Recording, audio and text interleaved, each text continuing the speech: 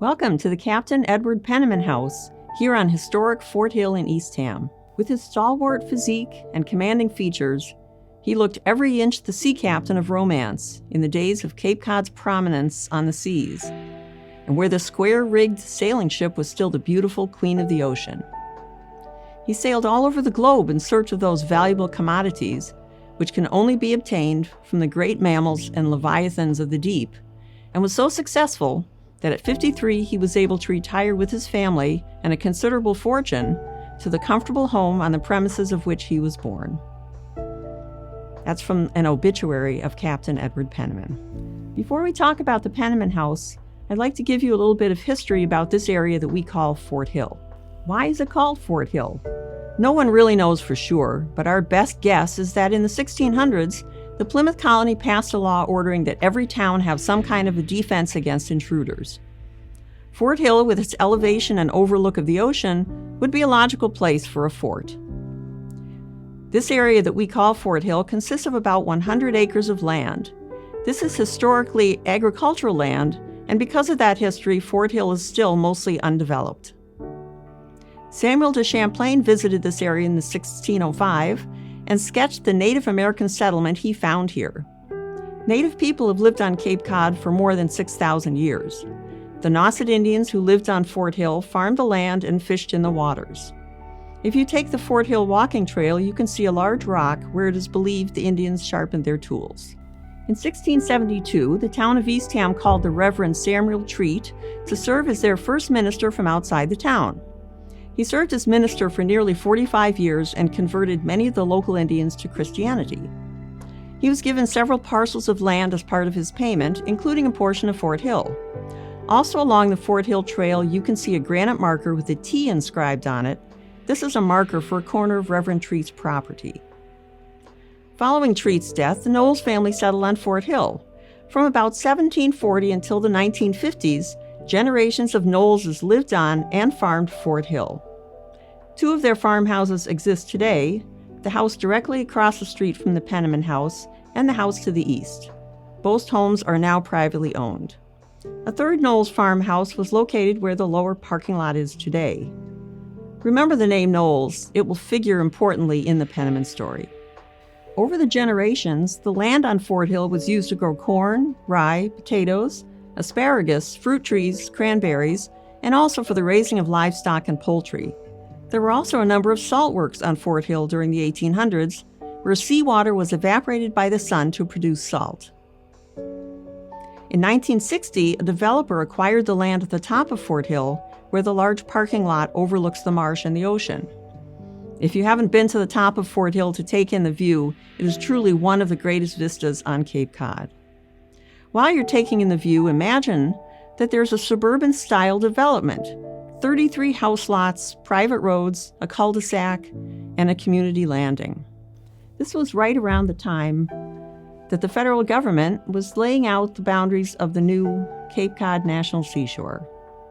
At that time, the Fort Hill area was not to be included in the park. The congressman representing Barnstable County, Representative Hastings Keith, was reluctant to see an expansion of federal land taking. While the boundaries of the future park were still under discussion, a decision was made to include the threatened southern Seth Knowles farm. Francis P. Burling, then managing editor of the Cape Codder newspaper, was instrumental in the formation of the National Seashore. Burling arranged a helicopter tour of the farm in May 1961 for members of the relevant House and Senate subcommittees. During this visit, Burling arranged to have the helicopter land on Fort Hill. There, the members saw the beginnings of the Melcon subdivision development, with stakes marking the future location of the houses. One senator told Burling, "That decided it for me," and the southern farm at Fort Hill was thereafter included within the proposed boundary. Later, Burling recalled, "I'm sure glad I was with them." Edward Penniman was born in 1831, the second of 9 children, and lived all of his life right here on Fort Hill, except, of course, for the 22 years he spent at sea on whaling ships. Edward's grandfather, Scammell Penniman, bought the land on Fort Hill that used to be Knowles' property, and he turned it over to Edward's father, Daniel Penniman, in the year of Daniel's marriage. The original Penniman home on Fort Hill was torn down around the time that the current Penniman House was built. Young Edward went to sea for the first time at the age of 11, when he signed on as a cook on a fishing boat bound for the Grand Banks, near Newfoundland. That ship wrecked just off of the Nauset Light Station, here in Eastham, and Edward walked home. He was done with fishing for a while, and just fished local waters with his father. We'll talk more about Penniman's whaling career when we go inside the house, but first, let's take a look at this remarkable house. The Pennimans considered retiring to Hawaii, where they had often visited during whaling expeditions, but in the end, Edward Penniman said, "I have sailed the 7 seas and have never seen anything as beautiful as Fort Hill."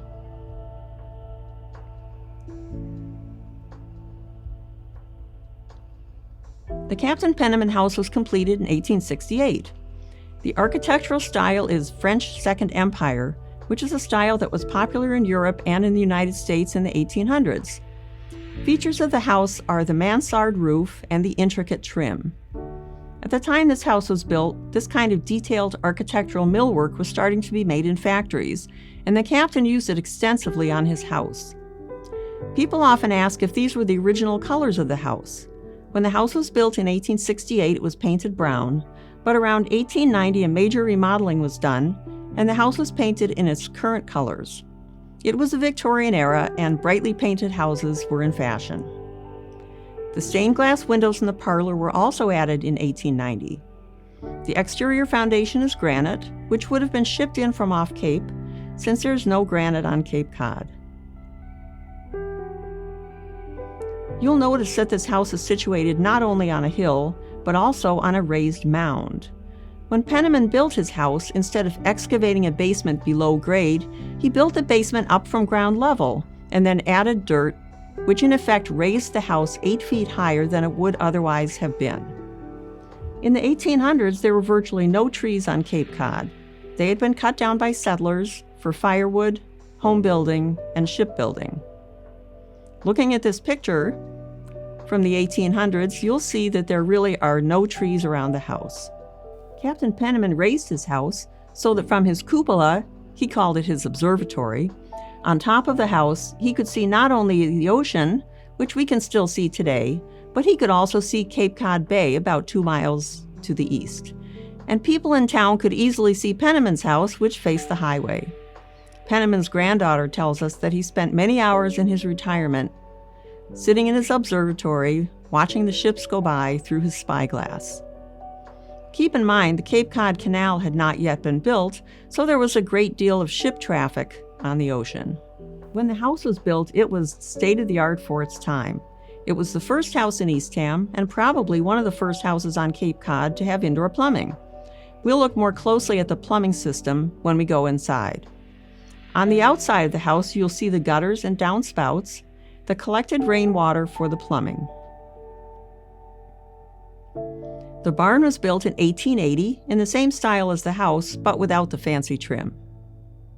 Let's go inside. There are 2 rooms in this house that still have their original wall coverings and furnishings. This is the parlor, a room where the Pennimans would have entertained their guests. It was filled with souvenirs from their world travels, but sadly, we have very few of the Pennimans' objects anymore. There are some at the National Seashore's Museum at the Salt Pond Visitor Center, as well as a small display at the Eastham Historical Society. Notice the ornate handmade wallpaper, which probably was imported from France. Even the ceiling is papered. Visitors are surprised to learn that there were never any fireplaces in this house. As I mentioned earlier, there was almost no wood on Cape Cod at the time the house was built, and also fireplaces were considered passé.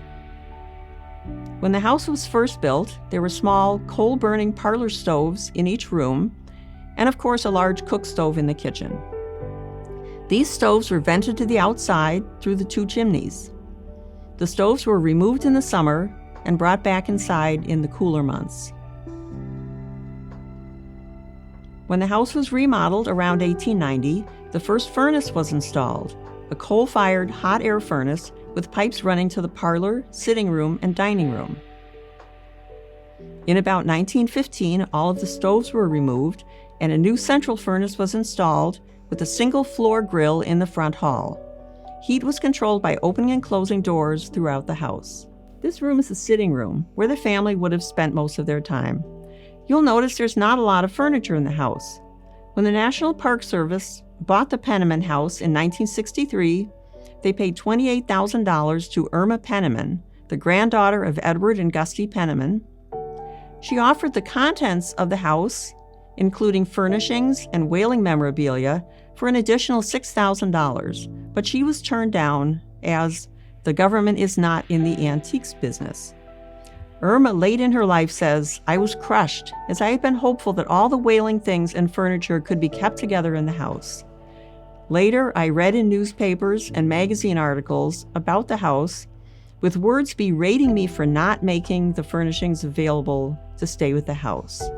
It was sad and still is frustrating."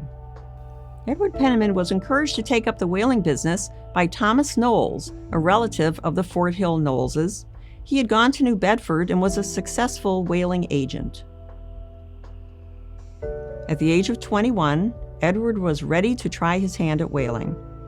Although he had never been on a whaling voyage, he was given a job with quite a lot of responsibility and danger, that of a boat steerer on the whale ship Isabella. If you've read Moby Dick, you may recall the character Queequeg, a tattooed cannibal from the South Seas. Queequeg was a boat steerer, and this was young Edward's first job in whaling. On a whaling ship, there are several smaller whale boats. Each of these smaller boats has a crew of about 6 men, and when a whale is spotted, there she blows! The whale boats are lowered, and the crew takes off in pursuit of the whale. The boat steerer is in charge of the whale boat, and when the boat gets close to the whale, the boat steerer is also the harpooner. If the harpooner is able to get his harpoon into the whale, one of 3 things can happen. The whale gets away, the whale attacks the whale boat, which can cause the deaths of some or all of the crew, or the whale, angry and injured, takes off, dragging the whaleboat behind in what's called a Nantucket sleigh ride. This chase can continue for miles until the whale tires or the crew gets close enough to kill the whale. If the whale is successfully killed, then the boat is rowed back to the whale ship, towing the dead whale behind. Edward says that when he signed on as a boat steerer, only 3 men on the ship knew that it was his first voyage. Captain Smalley rather liked the appearance of the young man, who informed that captain that he did not know the duties of a boat steerer.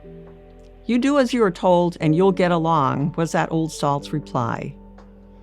It's likely that Edward's acquaintance, Thomas Knowles, put in a good word for him.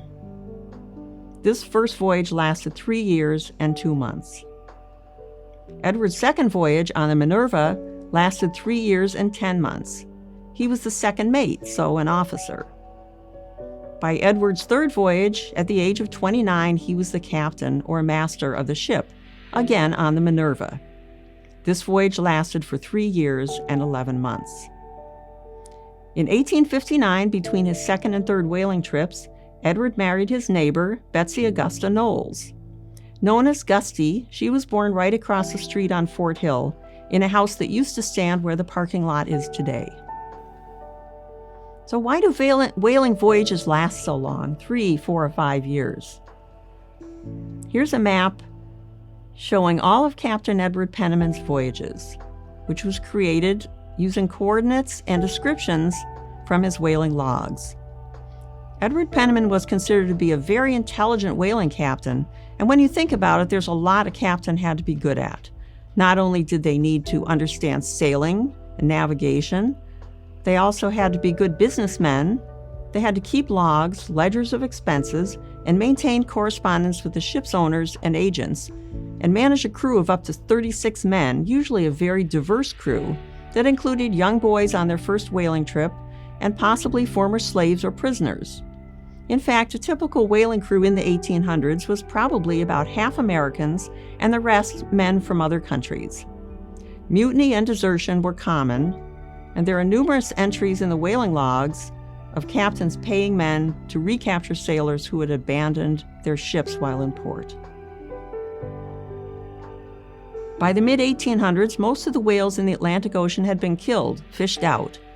So whalers had to go further afield to find whales. This meant sailing around Cape Horn, South America, or the Cape of Good Hope, Africa, to get to the Pacific Ocean. The Panama Canal did not yet exist. Whalers were well familiar with the routes to get to the Pacific. Along the way, they would stop at the Azores, various ports in South America, New Zealand, and the Sandwich Islands, known today as Hawaii. At these ports, they would pick up crew, supplies, fresh food, and livestock. Whale ships, as well as missionaries and other merchant ships, regularly visited Hawaii, and it was a port where they could rest, get supplies, and leave their families in safety as they continued on up to the Arctic in search of whales. A typical whaling ship could carry about 3,000 barrels of oil. With an average whale yielding about 25 to 40 barrels, the crew would have to kill and process at least 100 whales, and they couldn't come home until they had filled up the ship with oil. Captain Penniman's wife, Gusty, who accompanied him on all of his whaling voyages, would rent rooms in Hawaii and had friends she would visit and entertain, while Edward was in the Arctic hunting whales. It may surprise you to hear that in the mid-1800s, about 20% of whaling ships had the wife of the captain along. While many wives were happy to have their husbands away at sea for years at a time, other wives enjoyed seafaring. Gusty Penniman accompanied her husband on 3 whaling voyages, and each time she brought one of their children along. Her first sailing was in 1864. She brought their first child, Eugene, who was only 4 years old when they left New Bedford. They were out to sea for more than 3 years. Mrs. Penniman kept a log of this journey, including stamps to show when a whale was killed or got away. This is the dining room where the family ate all their meals. We're fortunate that when the National Park Service bought the Penniman House, they found a box of more than 100 glass plate photo negatives in the attic. Edward Penniman's daughter, Betsy, was an amateur photographer, and she took lots of photos of the house and the family. These photos have been invaluable in the restoration of the house to the 1890 time period. Several of Betsy's photos have been printed and can be seen throughout the house. This one is a photo of this room, the dining room, with the calendar open to the month of November and what looks like a turkey on the table. So we assume it's a Thanksgiving feast. Because the Penniman family were the only occupants of this house, very little remodeling was done throughout the years. Most of the woodwork in the house is original. This is the kitchen, or as the family called it, the cookroom. Here you can see some of the original plumbing. As I mentioned earlier, this house was the first house in town to have indoor plumbing. It was so unusual at the time that they had to get a special permit from Boston to have a toilet indoors because it was considered unsanitary. The marble sink is original, and these are the original water pipes. Captain Penniman's final whaling expedition began in 1881 and ended in 1884. He was captain of the Jacob A. Howland, and Mrs. Penniman and their daughter Bessie accompanied him. Bessie was 13 years old when they left New Bedford. They were at sea for a little more than 3 years. Penniman did not sail back to New Bedford. He left the ship in San Francisco, which by now was the center of U.S. whaling. The family traveled overland to get home to Eastham. Edward Penniman was now 53 years old. He said, "If I can live 10 years to enjoy my house, I shall be happy." He lived almost another 30 years. In his retirement, Edward Penniman enjoyed gardening. He built a greenhouse at the back of the house where he raised chrysanthemums. He had a horse and a cow and kept vegetable gardens and an orchard. He was active in the local yacht club and was instrumental in the founding of the Eastham Universalist Church in 1890. There are several stories about how the Universalist Society came into being. Who knows which is true? It's probably a little of each. One story goes that Penniman's daughter Bessie had nightmares after listening to the fire and brimstone sermons at the Methodist Church. Another rumor says that the captain, having paid for a private pew at the Methodist church, found one Sunday morning that someone else was occupying his pew. He left in a huff and took some other members with him. The third story, again painting the Methodists in a bad light, charges that local fishermen were arrested for fishing on the Sabbath. In any event, in 1889, a group of local families got together to start a new church, and Captain Penniman chaired the building committee. His fingerprints are all over the design of the church. Founders of the Eastham Universalist Society in 1890 are pictured here. Captain Edward Penniman is in the front row, fourth from the left, with the white beard. We already know that Edward Penniman was a wealthy man due to his skill as a whaling captain. He also was part owner of the whale ship Minerva. Ship captains earned more money than the rest of the crew, but the real money was in ownership, as the ship owners took all of the financial risk. He also invested in businesses, some of them owned by his contemporaries from the Outer Cape. Penniman owned stock in the well-known Swift & Company meat business, which was founded by Eastham's Gustavus Swift, who later moved his business to Chicago. In the 1860s, Penniman spent the winters of 4 years living in Chicago, where he owned a home, perhaps because of his investment in Swift & Company. Another of his investments was in United Fruit Company, which was founded by Lorenzo Dow Baker of Wellfleet, who first brought bananas into the United States. United Fruit Company later became known as Chiquita, the famous banana brand. Edward Penniman died at the age of 82 after a brief illness. His wife, Gusty, died in 1921, and his daughter, Betsy, lived in the house until her death in 1957. She left the house to her niece, Irma Penniman Bruin, who sold the house to the National Park Service in 1963. Members of the Penniman family are buried at Evergreen Cemetery in Eastham.